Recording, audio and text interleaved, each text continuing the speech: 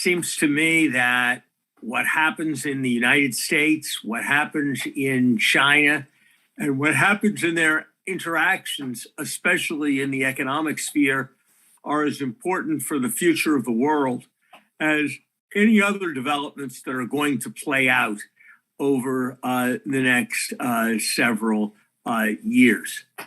I do not find it difficult to construct scenarios or visions for the future in which the United States economy and the Chinese economy both flourish and the world flourishes.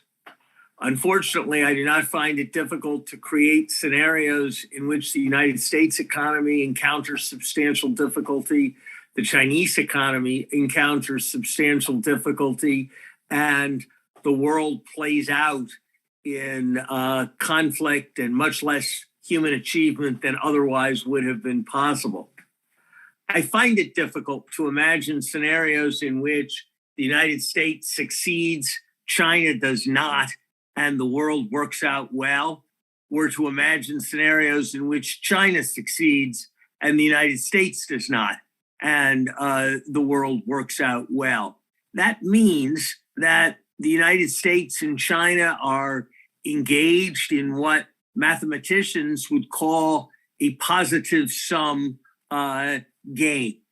That's not hard to see from a very basic kind of economic analysis.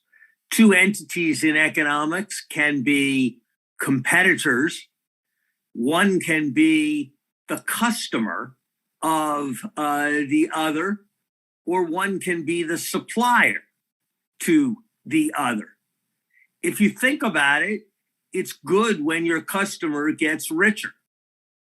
It's good when your supplier gets to be more efficient. So I think it is immensely important that even as we recognize that we have very different concepts of how the world should be ordered, very different concepts of how our domestic economies should be structured, that we have rather similar interests in mutual economic success. And I think we are more likely to reach positive outcomes if we are more extensively engaged with dialogue with each other. Dialogue need not mean affection. It need not mean friendship. It may mean only mutual comprehension.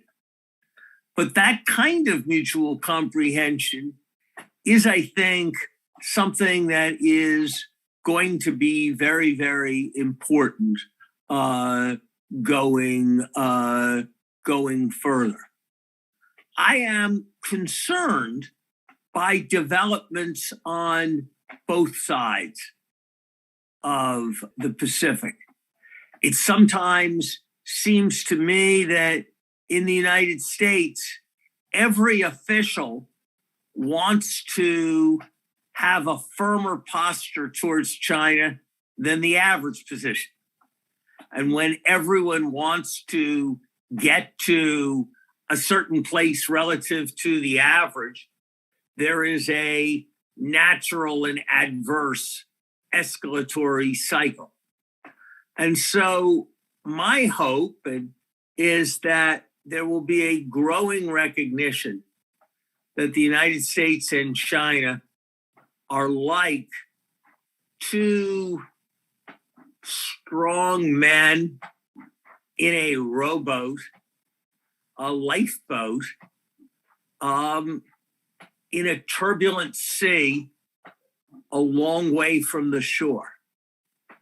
Both of them need to be rowing in unison if they are going to get to that shore.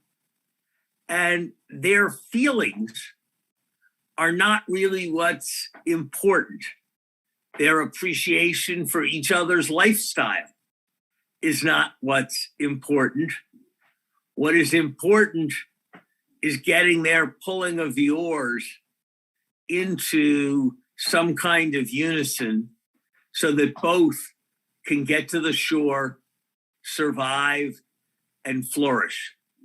And that is what I think we need between China and the United States.